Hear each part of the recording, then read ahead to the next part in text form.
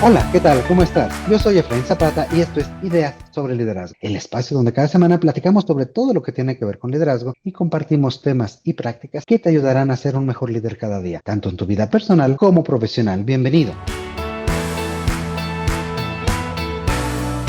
Y en el episodio anterior exploramos la transparencia como una práctica continua de prudencia en el liderazgo y su relación con cómo podemos generar organizaciones más confiables y más prudentes en este sentido. Y en esta segunda charla vamos a seguir profundizando la conversación con Javier Fernández Aguado, explorando el papel de la transparencia en la cultura organizacional, en la justicia dentro de las empresas y en la manera en que los líderes construyen organizaciones confiables en el largo plazo. Y bueno, para arrancar rápidamente este segundo episodio, Javier, muchos líderes a lo largo de la historia pues han enfrentado ese dilema que ya platicábamos entre prudencia y transparencia. En el mundo del management, ¿qué lecciones históricas nos ayudan a entender cuándo la transparencia fortalece el liderazgo y cuándo pues está en ese riesgo de convertirse en imprudencia? En primer lugar, prudencia hay que entender que es una palabra de origen latino con una etimología que ayuda a profundizar. La prudencia, esta palabra procede de dos palabras latinas que es procul videre. Videre, del verbo video, vides, videre, ver, procul lejos. Prudente es el que ve lejos. Prudente es el que se anticipa. Prudente es el estratega. Y es importante que el prudente sepa utilizar las herramientas que tiene entre manos. Una de ellas es el asesoramiento. Y voy a poner un ejemplo de por qué dos líderes que se enfrentaron de manera desigual acabaron dando resultados sorprendentes. En este caso, voy a poner el ejemplo de Churchill y Hitler. Hitler fue imprudente, y gracias a Dios que lo fue.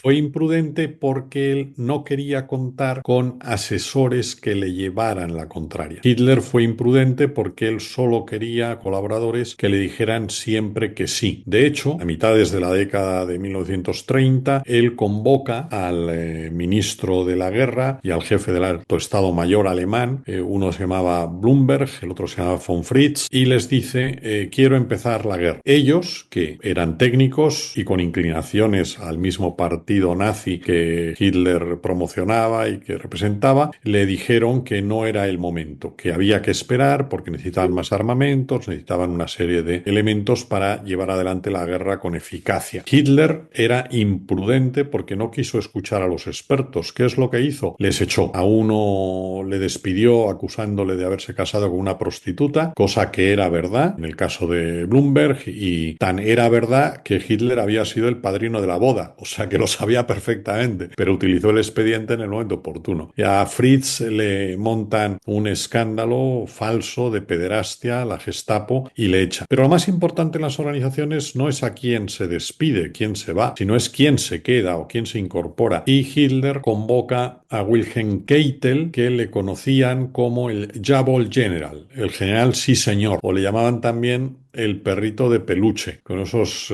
perritos que hay en determinadas tiendas que están inclinando la cabeza permanentemente. Eso es imprudente. Frente a esto se encuentra Churchill. Churchill era un personaje muy peculiar, de carácter difícil, primer ministro británico durante la guerra, y él, ¿qué hace? Él sabe que necesita contar con técnicos y contrata a Alan Brooke. Alan Brooke tenía también muy mal carácter, se llevan mal, chocan, pero es una persona que es transparente, es una persona que dice verdades. Y la guerra la tenía que ganar Churchill porque al final ganan las batallas militares y las empresariales aquellas personas que se rodean de gente valiosa. Quien se rodea de gente mediocre, de gente que no dice la verdad, pues pronto acaban perdiendo posiciones. Por tanto, hay que tener la valentía de permitir la transparencia, de permitir la sinceridad. Esto, y termino ya esta pregunta, lo explicaba Churchill con una expresión brillante, muy aplicable al liderazgo en cualquier situación. Él decía que hay dos modos de gobernar: pisar a los de abajo para estar un poquito más arriba, o hacer que los de abajo suban para subir con ellos. Solo los valientes se atreven a este segundo estilo de liderazgo.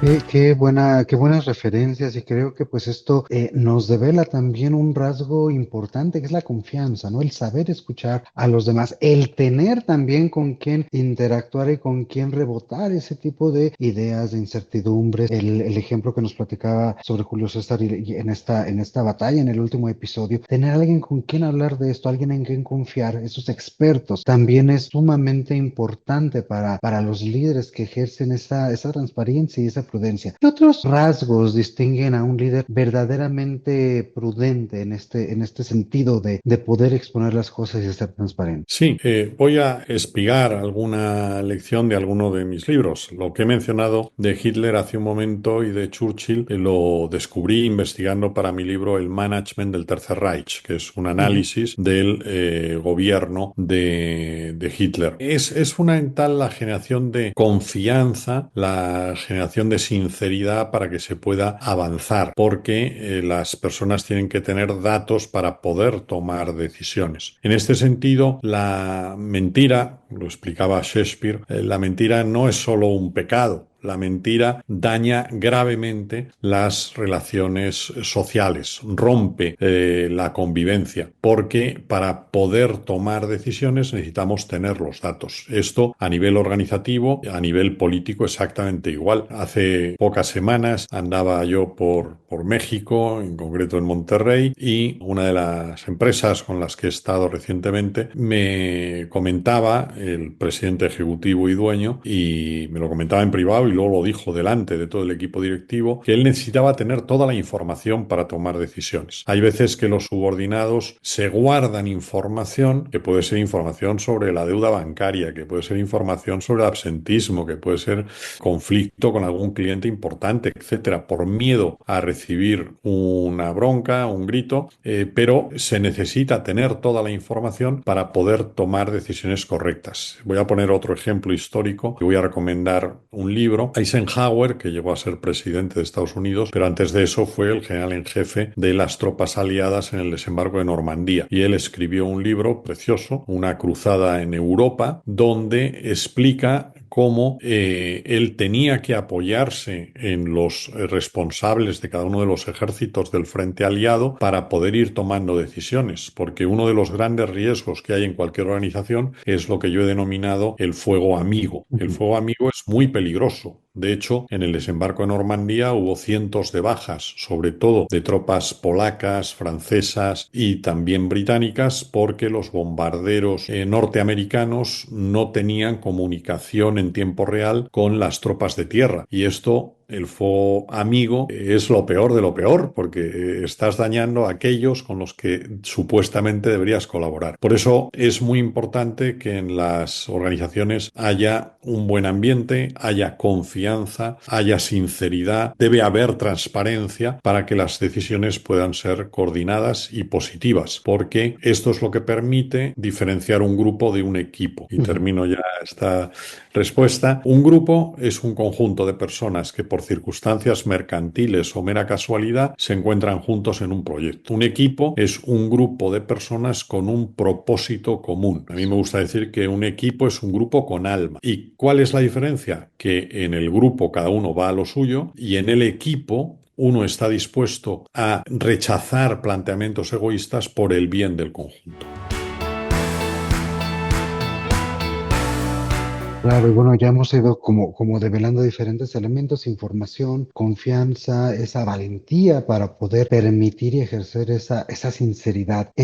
Lo que yo veo es que también en muchas empresas se habla de muchos de estos elementos como confianza, transparencia, sinceridad, responsabilidad, inclusive como valores centrales, pero tal vez muchas veces falta ese complemento del cual nos hablaba, esa valentía para ejercerles de verdad. ¿Cómo podemos empezar a construir prácticas que realmente sean congruentes y consistentes con estos valores que ya hemos platicado para poder fortalecer la transparencia en general? Bien, aquí hay dos teclas que hay que tocar. Uno, primera tecla es la tecla personal y para este tema yo recomiendo la lectura, el análisis del libro Entrevista a Aristóteles. Aristóteles fue el sabio griego, uno de los tres grandes sabios de la historia de la humanidad, que explicó que cada uno de nosotros no nacemos completos, sino que nos nos vamos completando. Y para completarnos necesitamos las virtudes, que son los hábitos operativos que vamos generando con nuestros actos. Yo recomiendo a cualquier interesado en la plenitud del ser humano, en la felicidad y en el funcionamiento optimizado de equipos, que lea esa entrevista a Aristóteles, que le va a ser de gran utilidad. Aristóteles explica que se siembran actos y se recogen hábitos. Se siembran hábitos, esto lo añado yo, se recoge el carácter, se siembra el carácter y se recoge el destino. Por tanto, hay una labor de formación, de desarrollo, de propósito dentro de las organizaciones a nivel individual que es imprescindible. Goethe, autor de Fausto, lo decía también de una manera brillante. Decía, si quieres a alguien, no le exijas como quien es, exígele como quien debe llegar a ser. Por tanto, primera tecla que hay que tocar es una formación sólida, una formación de hábitos, una formación de virtudes que permita la valentía, la sinceridad, la confianza, el trabajo en equipo, etc. Y hay un segundo elemento, una segunda tecla que es muy importante, que es estructural, que es premiar los valores que la empresa predica. Si la empresa predica que tiene que haber confianza, pues cuando alguien no manifiesta esa confianza y oculta información, va a lo suyo, etcétera, no puede tener los mismos bonus, mismo variable que tiene la persona que realmente se está entregando. En el libro Que vale nuestro trabajo se exponen muchos ejemplos, sobre todo en la parte escrita por Josep Capell y también por Ana Cristina, en el caso de México, porque yo hago, digamos, un desarrollo de las políticas retributivas de los últimos 5.000 años, desde Mesopotamia hasta el presente, pero las partes de previsión de futuro han sido elaboradas por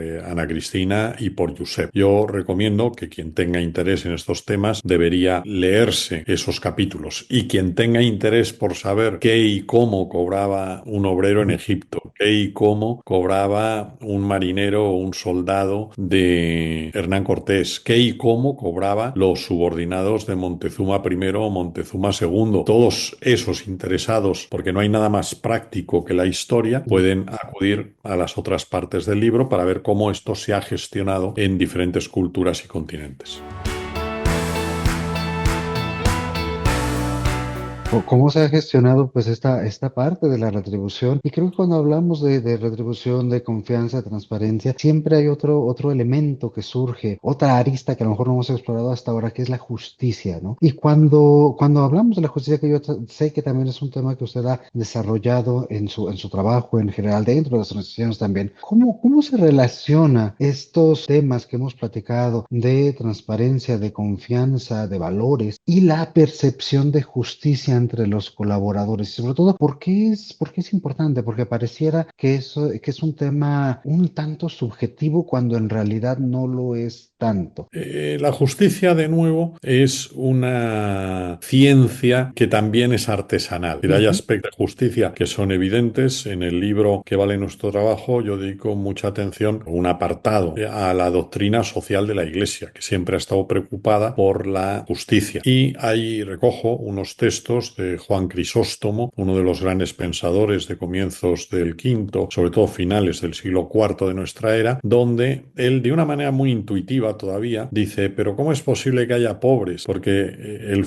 trabajó en Antioquía y luego en Constantinopla y veía unas diferencias sociales abismales. Decimos hoy en día de nuestros países, pero en Constantinopla era todavía mayor a finales del siglo IV. Y él dice, pero vamos a ver, si los ricos, riquísimos, opulentos dispusieran el 5% de su fortuna en servicio de los menos favorecidos, pues acabaríamos con la pobreza en Constantinopla o antes en Antioquía. Bien, eso es un poquito más complejo, porque para salir de la pobreza también hay que querer salir de la pobreza, todo hay que decirlo, ujú, porque los movimientos socialistas lo que hacen es acudir a lo que en España se llama la paguita. La paguita es dar algo para que la gente vaya tirando, pero ujú, no, si es que somos homo faber, somos trabajadores, nos completamos gracias también a nuestro trabajo. Lo que hay que crear es cauces para que todos alcancemos justicia a partir de nuestro esfuerzo. Antes decía que es imposible que funcione cualquier ideología socialista porque va en contra del concepto de libertad y contra el concepto de mérito, que forman parte de la esencia del ser humano. Por tanto, tenemos que tener sentido común. Hay que poner medios para que el reparto sea equitativo, pero no tan equitativo que quitemos las ganas de trabajar, porque a veces hay países, incluido el mío, en el que la gente hace sus cálculos y dice, hombre, si cobro esto de aquí y cobro esta subvención de allí y recibo esto de allá, pues ¿para qué voy a trabajar? Eso no es estar haciendo un bien, eso está haciendo un mal positivo, porque lo que se está creando son holgazanes. Y lo que hay que crear es cauces adecuados para que quien quiera desarrollarse lo haga con libertad y eficazmente.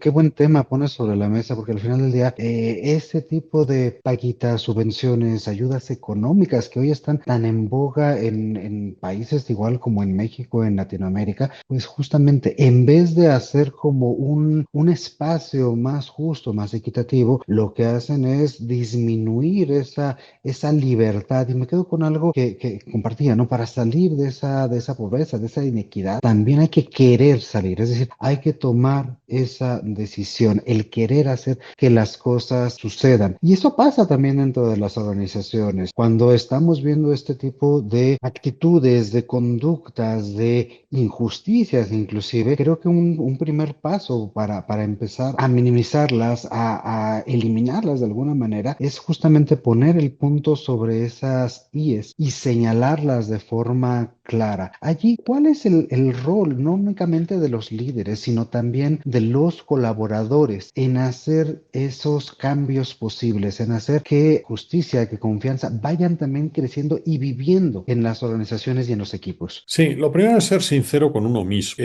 Como mencionaba anteriormente, todos tenemos una pérfida claridad para señalar lo que los demás deberían hacer, lo que los demás deberían cambiar. Y a veces somos torpes para decir, oye, el que tiene que cambiar soy yo. Yo recuerdo en los años que viví en Italia una noticia que me sorprendió al poco de empezar a vivir en ese maravilloso país, que fue que la policía decidió seguir a los camiones de recogida de residuos que debían dar 2 vueltas completas cada uno a su recorrido por Roma, y parece que había algún tipo de fraude y pusieron coches ocultos de la policía para seguir a los camiones. Bueno, lo estuvieron haciendo durante una semana y luego en una telenoticias presentaron la información. Pocos camiones daban 2 vueltas completas en su servicio de recogida, algunos daban 1 vuelta y media, otros daban 1 vuelta, pero había un conductor que daba únicamente la vuelta a 1 cuadra, porque él, aunque cobraba del Ayuntamiento de Roma por llevar un camión de recogida de residuos, lo que realmente hacía era atender un bar de su propiedad que estaba a 200 metros de la central de los camiones de recogida. Ujú. Bueno, a este caballero lo siguieron, comprobaron que era una rutina habitual, que él no trabajara, y fue desvinculado de la empresa. Y yo recuerdo que lo que me impresionó fue Telediario, las telenoticias, donde le entrevistaban, y este caballero, en vez de estar arrepentido de lo que había hecho, se mostraba indignadísimo de que le hubieran despedido. Y su Vaya. alegato era, ¿pero por qué me han despedido? Menos trabajan los parlamentarios, menos trabajan los políticos y a ellos no les despiden. Bueno, yo no sé lo que harán los parlamentarios italianos, mexicanos o españoles, pero no ese es el tema. El tema es que usted, señor conductor de autobús que cobra un salario del Ayuntamiento de Roma, usted no está haciendo su trabajo. Entonces, tenemos que ser todos muy sinceros con nuestras responsabilidades, porque, insisto, no arreglamos nada hasta que cada uno de nosotros asumamos que tenemos que cambiar comportamientos que no son correctos.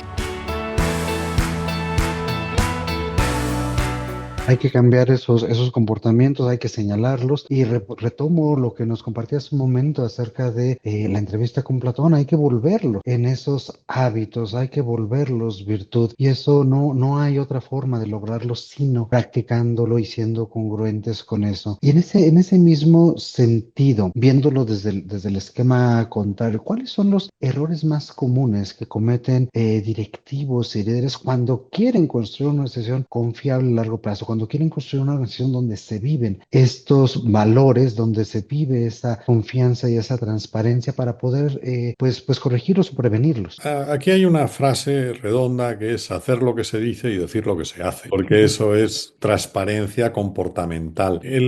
La virtud más difícil, el hábito operativo más difícil que tenemos todos por delante y que es imprescindible es la humildad. El riesgo de perder la cabeza, no porque a uno le hayan dado una alto cargo, sino basta que uno se haya subido a una piedra. Es muy fácil perder el equilibrio, perder la humildad. Yo recuerdo una frase que me impresionó de Juan Pablo II, un gran líder del siglo XX, que él decía: la soberbia, más que un pecado, era una estupidez. Y me parece brillante, porque la humildad es la verdad. Si todos hiciéramos un esfuerzo por pisar tierra, por ser más humildes, por ser más prudentes, por diseñar mejores estrategias, por no creernos de la pata del Cid, por no creer que somos gente excepcional, todos somos muy normalitos. Bueno, pues ese esfuerzo llevaría a generar confianza. ¿Qué es la confianza? De nuevo es una frase, una palabra latina. Confianza es cum fiducia, con fe. ¿Qué significa confianza? Confianza significa que somos capaces de responder a la palabra dada. Yo muchas veces, cuando me llaman, cuando me contratan, yo no firmo contrato, a mí me basta con un apretón de manos. Tenemos que ser respetuosos con la palabra comprometida, con la palabra dada. Para hacer eso, un elemento fundamental es la humildad y otro elemento imprescindible es la empatía, la capacidad de entender lo que el otro necesita, lo que el otro busca.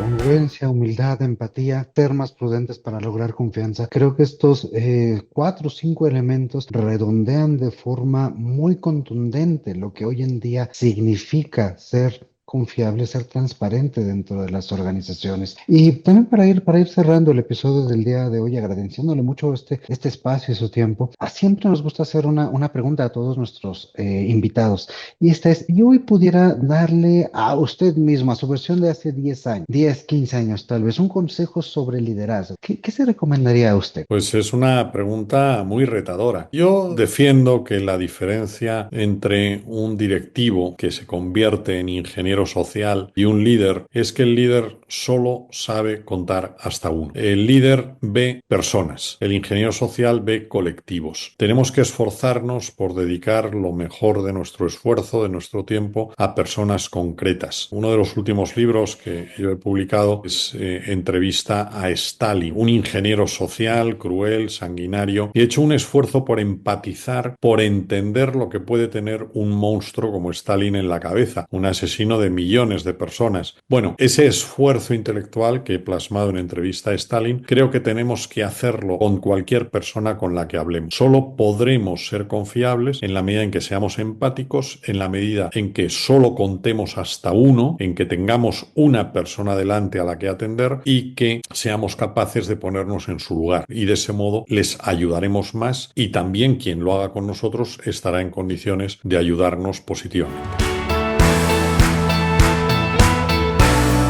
Muy bien, pues muchísimas gracias por acompañarnos el día de hoy, Javier. ¿Dónde pueden encontrar nuestros escuchas más información sobre ti, sobre tu trabajo? Sé que tienes pues innumerables libros publicados. También, si nos quisieras compartir algún consejo para quienes el día de hoy te están descubriendo y quisieran empezar a conocer más de ti y lo que nos has compartido a través de tus libros. En México se venden algunas de mis obras, sin ir más lejos, la entrevista a Aristóteles, se vende también el Encuentro de Cuatro Imperios. Hay un acceso muy fácil que es a través de Amazon en su versión Kindle, porque la práctica totalidad de mi obra está también en Kindle. También en YouTube hay conferencias, intervenciones publicadas, realizadas en diferentes países, y también a través de la IA. A mí me hace gracia porque en las últimas 3 semanas 2 clientes se han dirigido a mí, les he preguntado porque yo no hago publicidad, ni hago marketing, y me han dicho: no, le hemos preguntado a la IA dónde encontrar a un asesor de alta dirección y nos han dicho usted. Bueno, pues yo le estoy agradecido a la IA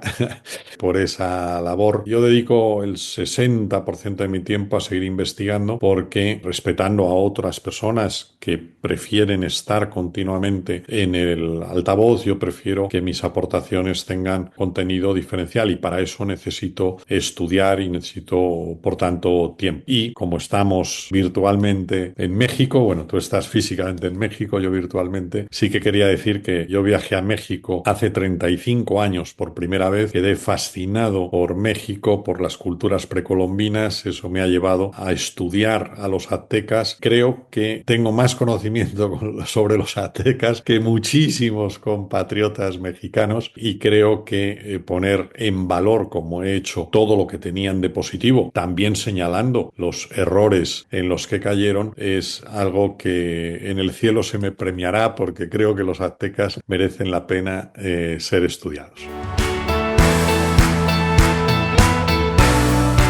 Muchísimas gracias. A ver, permíteme una última pregunta, aprovechando ese amor y esa pues presencia también que tienes en México. ¿Qué te llevas de México en términos de nuestras prácticas de management? ¿Qué punto en particular consideras que es pertinente, distinto, diferenciable aquí, que tal vez se pudiera sobresaltar? Pues voy a señalar 2 puntos. Uno, extraído de la cultura azteca, y era el nombre del emperador azteca. El emperador azteca era el Tlatoani, que traducido es el que comunica. El líder es el que comunica correctamente. Y esa es una enseñanza que yo voy predicando por muchos países del mundo porque me parece brillante. Y la segunda, que llevo experimentando en estas 3 décadas y media, es la afabilidad, la amabilidad, la capacidad de acogida que tiene la inmensa mayoría del pueblo mexicano, al menos el 100% de las personas con las que yo he interactuado en estos años. Yo me siento como en casa, tengo amigos allí que son casi como hermanos, tanto en Ciudad de México como en Monterrey, en Campeche, en Querétaro y en muchas otras ciudades. Y creo que esa afabilidad no debe perderse nunca, ni buscarse nunca el enfrentamiento, sino más bien la unidad, la fraternidad.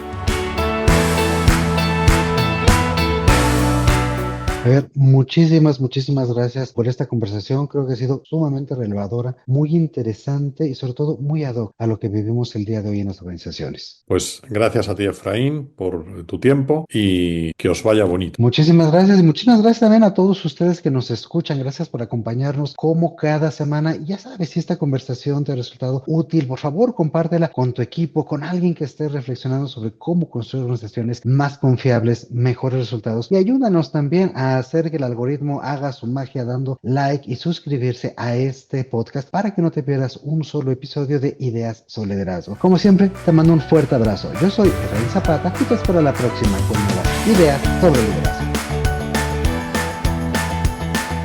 El contenido de este podcast es original de Ideas sobre Liderazgo. La conducción y coordinación general están a cargo de Efraín Zapata. Agradecemos la participación en este episodio de Javier Fernández Aguado. La producción es realizada por Edgardo Bustamante. Ideas sobre Liderazgo es una comunidad orientada a mejorar las prácticas de liderazgo y desarrollo de las personas y sus organizaciones.